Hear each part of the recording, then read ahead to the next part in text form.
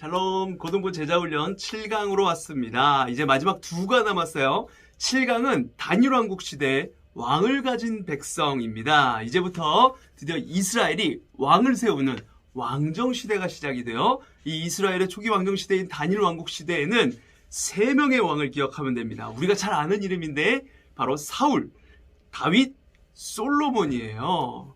이스라엘의 초대왕 사울, 그리고 2번째 왕 다윗, 그리고 3번째 왕 솔로몬입니다. 이 3왕이 하나님 앞에 어떠한 사람이었는지, 장점은 뭐였고 어떤 죄악이 있었는지 하나씩 한번 살펴보도록 하겠습니다. 자, 53페이지로 넘어오셔서 자, 배워봅시다. 보시면 이제 단일왕국 시대가 어떤 시대인지 위에 글이 나와 있는데요. 하나님의 마지못한 허락하에 주변 국가처럼 왕정체제로 넘어갔던 이스라엘은 하나님의 마음에 합한 다윗 왕 때에는 국가가 번성하게 되나 솔로몬의 우상 숭배로 분열의 위기에 봉착을 하게 되죠. 이 시대를 이해하기 위해 우리가 빼놓을 수 없는 인물이 있는데 그게 바로 사무엘입니다. 왜냐하면 왕정 국가로의 전환에 결정적인 역할을 한 인물이기 때문에 그래요. 자, 사무엘은 엘리를 이어서 대제사장이 되었고 성경에는 마지막 사사라고 기록이 되어 있습니다. 초대 왕이었던 사울과 이스라엘의 가장 위대한 왕 다윗에게 기름을 부었던 인물이에요. 자, 첫 번째 사무엘의 출생과 사역 한번 보도록 하겠습니다. 마지막 사사이자 선지자 시대의 개막. 자, 사무엘상 1장에서 3장은 사사시대의 종말에 대한 기록으로 사사기에 나타난 일반 백성들이 타락을 넘어서 하나님의 전에서 사역을 하는 제사장들까지도 타락해버린 것을 기록을 하고 있습니다. 사회의 모든 면이 철저하게 타락해버린 세대에 하나님의 말씀을 대변할 권위 있는 선지자가 필요하게 되었고 이때 부름받은 사람이 바로 사무엘이었어요. 이때부터 선지자들의 시대가 시작이 되는 것입니다. 사무엘이라는 이름은 여호와께 구하였다라는 뜻을 가지고 있어요. 아이가 없어서 낙심했던 한나가 하나님께 기도로 구했을 때 아이를 갖게 되었고 한나는 그렇게 얻은 아들 사무엘을 그대로 하나님께 바치게 되죠. 여기에서 우리는 하나님의 섭리를 보게 됩니다. 하나님은 새로운 시대에 새로운 사람을 사용하세요. 하나님 앞에서 백성들의 죄를 중보하는 일을 감당하는 제사장이 타락하게 되자 이스라엘을 위해 하나님의 자비하심은 이스라엘을 그대로 포기해버리시는 것이 아니라 위대한 인물 사무엘을 통하여서 구원사역을 이어가게 하시는 것입니다. 자, 2번 왕을 요구하는 이스라엘 백성인데요. 이스라엘 백성들이 이제 왕을 요구하는데 그 이유는 근본적으로 하나님의 통치를 싫어하고 열방의 다른 나라들과 같이 되고자 하였기 때문에 그렇습니다. 이에 사무엘은 왕을 너희들의 요구대로 세우게 되면 왕이 세금을 인상할 것이며 백성들을 징용해 갈 것이고 개인의 자유를 제한할 것이라고 백성들에게 엄중히 경고합니다. 또한 하나님께 순종하는 왕은 백성들을 이로운 길로 인도하겠지만 불순종하는 왕이 세워지면 비극적인 결과로 그들을 인도할 수 있다는 것도 경고를 해요. 그러나 고집스러운 이 백성들은 거듭된 경고에도 들으려고 하지 않았고 왕을 요구합니다. 이제 왕을 요구하는 이스라엘 백성과 하나님의 관계 사이에 문제가 생기기 시작하는 겁니다. 이스라엘의 종교적 이상은 하나님께 복종하고 화목하게 사는 것이었어요. 모세와 여호수아 그리고 사무엘과 같은 지도자들은 하나님이 히브리 민족의 왕이 되실 것을 바랐습니다. 그들의 안위가 하나님의 손에 달려있다는 것을 알고 있었기 때문에 그렇죠. 그러나 이스라엘 백성은 아담과 하와처럼 불순종하였고 두려워했으며 허약했고 하나님으로부터 벗어나 있었습니다. 그들은 서로 반목했고 또 질투했어요. 그들은 하나님의 백성이라는 자만심으로 인해 하나님의 복을 받을 수밖에 없다라는 생각을 하며 우리가 복을 받자는 누가 받냐 이런 생각으로 교만해졌어요. 성경은 이 시대를 그때의 이스라엘의 왕이 없었으므로 사람이 각기 자기의 소견에 옳은 대로 행하였다라고 이렇게 말씀을 하죠. 자, 54페이지 3번 왕국의 확립과 초대왕 사울 외적인 훌륭한 조건에도 불구하고 불순종으로 버림받은 왕 이렇게 나옵니다. 자, 이제 사울 왕에 대해서 볼 거예요. 자, 이제 왕국이 확립되게 되는데 하나님께서는 사무엘로 하여금 베냐민 지파의 사울을 기름 붓게 하여 왕으로 뽑으십니다. 우리들은 흔히 사울을 항상 다윗과 비교해서 부정적인 이미지로 이렇게 생각을 하는데 그는 나름대로 왕이 될 만한 조건을 갖추고 있었던 왕이었어요.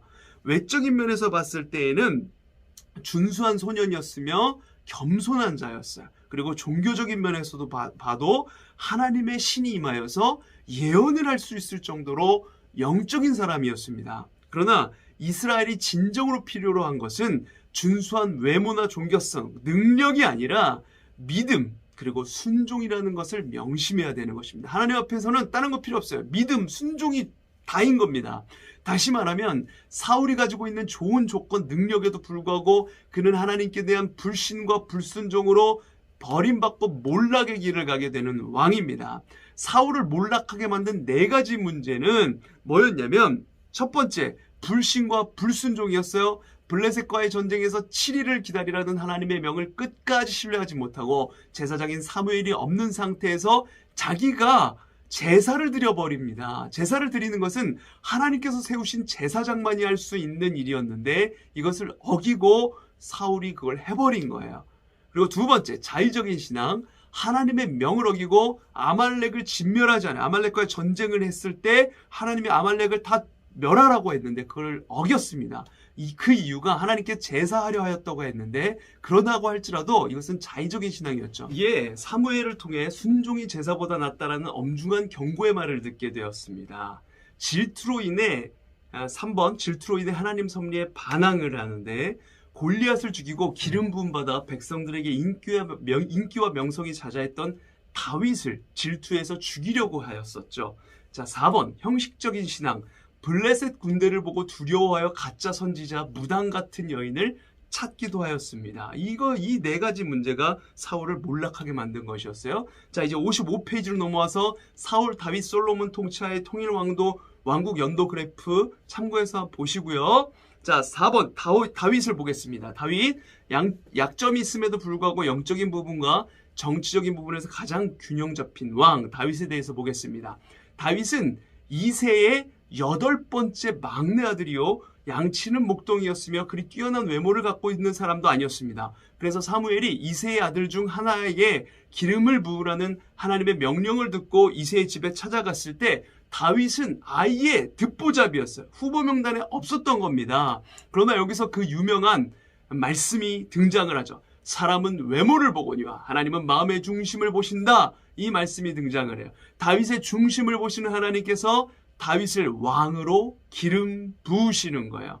다윗은 기름 부음을 받은 후에도 오랜 기간 동안 왕으로 세움을 받지 못하였습니다. 오히려 그 유명한 블레셋과의 전투에서 골리앗을 죽이고 난 후에 사울이 질투하여서 목숨을 건 망명생활, 긴 망명생활에 들어가야만 했어요. 그러나 이 시기에도 하나님은 다윗을 돌보셨고 하나님의 마음에 합한 왕으로 만들어 가시는 훈련의 시간으로 삼으셨습니다. 자, 사울의 박해 아래 피난의 세월을 보내는 동안 다윗은 불안과 두려움의 깊은 골짜기를 지나면서 오직 하나님만을 믿고 순종하는 법을 배우게 되었죠. 이 기간 동안 다윗은 아름다운 시편을 많이 기록을 하였습니다. 자, 계속해서 교재 56페이지 다윗의 장점을 그럼 한번 보도록 할게요.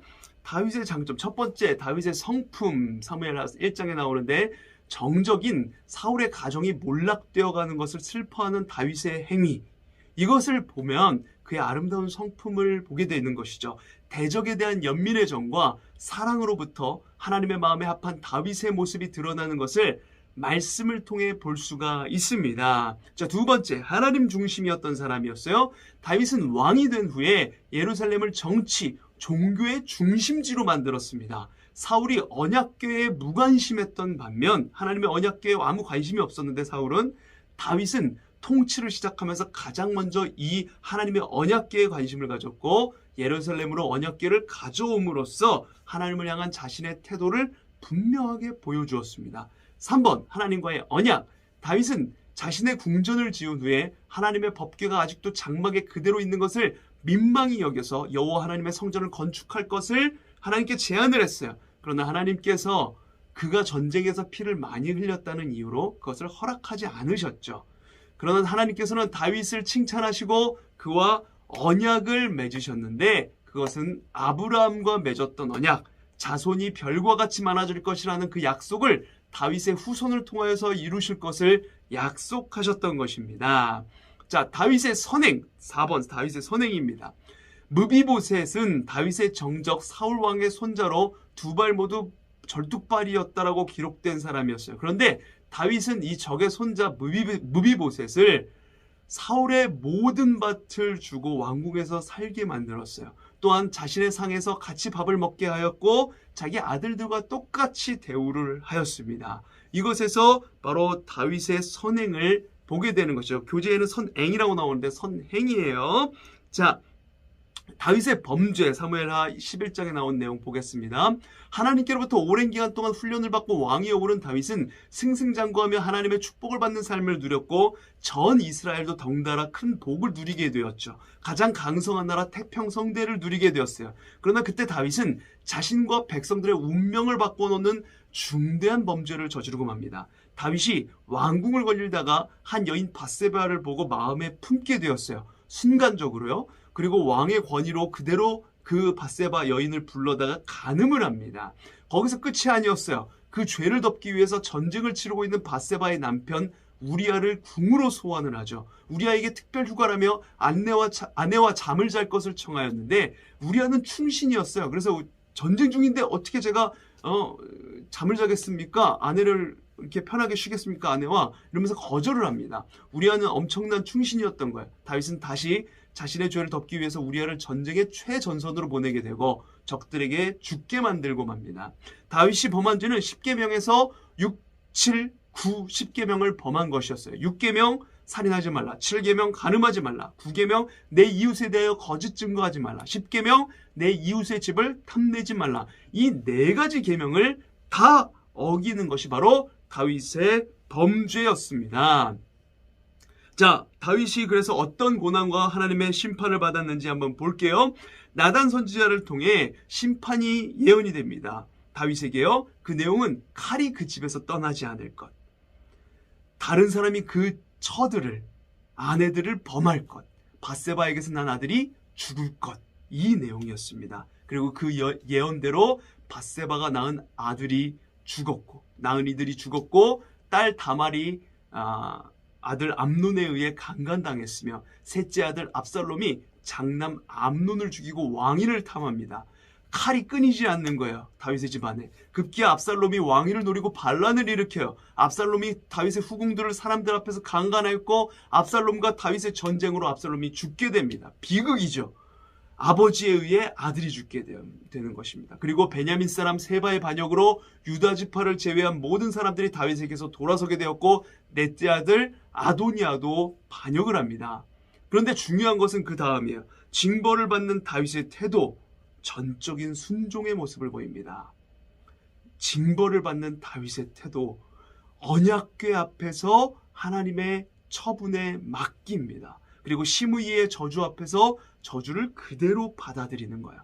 다윗은 그 심판을 받는 기간 동안에도 아름다운 시편을 기록을 했어요. 이 모든 상황에서 하나님을 신뢰하는 다윗의 성품, 어려운 상황 속에서 하나님을 신뢰하는 성품, 여기서 다윗의 진가가 드러나는 것이죠. 이제 마지막 솔로몬 보겠습니다. 우리 57쪽 맨 밑에, 교재 57페이지 맨 밑에 5번 솔로몬 최고의 영화와 번영을 누렸으나 범죄와 우상숭배로 왕국 분열의 원인을 제공, 이 부분을 볼 텐데요. 솔로몬은 모든 걸 다 가진 부자로 태어났어요. 요즘 사람들이 차를 좋아하는 것처럼 그는 애굽에서 병거를 구입했고 아라비아에서 말을 들여왔습니다. 그리고 그의 말을 위한 마구간은 3만 개나 있었고 수영장, 여름 휴양지, 동계궁 등을 짓고 호화스러운 생활을 했습니다. 아주 요새말로 치면은 모든 이들이 부러워하는 아주 그냥 욜로였어요. 이 당시 아내들은 지위의 상징이었는데 그는 700명의 후궁과 300명의 첩이 있었고 그 중에 많은 후궁들은 정치적으로 얻은 사람들이었습니다. 결혼을 통하여서 다른 이방 국가들과 친화를 유지하면서 권력을 강화했던 것이 솔로몬이었어요. 솔로몬의 통치 기간 중에 이스라엘은 경기가 좋았어요. 상업이 번성하고 건축 붐이 일어나고 국가의 경제가 하늘을 치솟았죠. 그는 또 전국에서 지식인들을 모아 지혜학당을 설립했습니다. 솔로몬은 정부 청사 건축에 열을 올렸어요. 그는 백성들을 근로수용소에 동원시켰고 사무엘의 경고대로 세금을 인상했습니다. 솔로몬 왕은 군을 확장시켰으며 해군을 창설했어요. 그는 레바논의 산림을 벌목하여 들여옴으로써 예루살렘에는 고급 목재인 백향목이 흔하게 되었습니다. 솔로몬 왕국의 명성은 전 세계의 화제거리였어요. 뿐만 아니라 하나님의 성전, 예루살렘 성전, 솔로몬의 성전도 건립을 하게 되죠. 그러나 그런 왕국이 무너지기 시작하자 걷잡을 수 없게 됩니다. 백성들은 그 많은 건축물들을 짓는 징용에 지치게 되었고 관료제도의 실증을 느끼게 되었으며 수도에 있는 관리들의 교만함에 불만을 갖게 되었어요. 솔로몬의 진짜 문제는 하나님과의 관계에 있었습니다. 솔로몬의 죽음과 함께 왕국은 쇠퇴하기 시작을 해요. 왕국은 남유다와 북이스라엘로 분열되어 영적인 면에서나 정치적인 면에서 일체감을 잃게 되었고 후에는 강대국에게 멸망당하고 맙니다. 솔로몬은 왕이 되고 초기에 하나님께 백성들을 다스릴 지혜를 구할 정도로 하나님 보시기에 합당한 왕이었으나 점점 번영을 누리고 부귀영화를 누리게 되면서 가진 게 많아지면서 그 재물이 하나님이 아닌 자신의 능력으로 얻은 것이라 생각하게 되면서 점점 하나님께 백성들을 어떻게 다스릴지 묻지 않았고 그 결과 쇠퇴의 길을 가게 되었습니다. 그뿐만 아니라 솔로몬을 통해 이제 분열 왕국이 시작되는 이스라엘의 흑 역사를 연 장본인이 되는 것이죠. 아무리 강력한 왕국을 이룬 왕도 하나님을 찾지 않으면 몰락의 길을 가게 되어 있습니다. 다윗은 범죄한 가운데서도 하나님께 간절히 회개하고 하나님의 처분을 받아들이므로 지금까지도 역사에 하나님의 마음에 가장 합한 왕으로 기억되고 있으나 솔로몬은 끝까지 자신의 능력과 힘을 자랑함으로써 멸망의 길을 간 왕으로 기억이 되고 있는 것이죠. 우상 숭배를 하며 하나님을 섬기지 않고 돈과 재물을 섬김으로 그리고 이방 신들을 섬김으로 몰락의 길을 가게 되었어요. 여러분, 아무리 가진 것이 많고 인간적으로 성공한 것처럼 보여도 하나님과의 관계에 성실하지 못하면 몰락의 길을 가게 되어 있습니다. 기억하세요. 중요한 것은 하나님을 찾는 신실한 마음입니다. 자, 오늘 7강 여기까지입니다. 정리해봅시다의 신명기 8장 11절에서 17절 모세의 경고 말씀을 읽어보시면서 솔로몬이 몰락의 길을 가게 된, 비참한 길을 가게 된 이유가 무엇인지 한번 생각해 보시길 바랍니다. 중요한 것은 하나님과의 관계에 있는 거예요. 자, 오늘 강의 마무리합니다. 매 순간 하나님과의 관계, 그것을 성실히 해나가며 하나님을 찾고 하나님께 나아가는 우리 고등부 친구들 모두가 되시길 간절히 소망합니다. 그러면 다음 8강에서 만나요.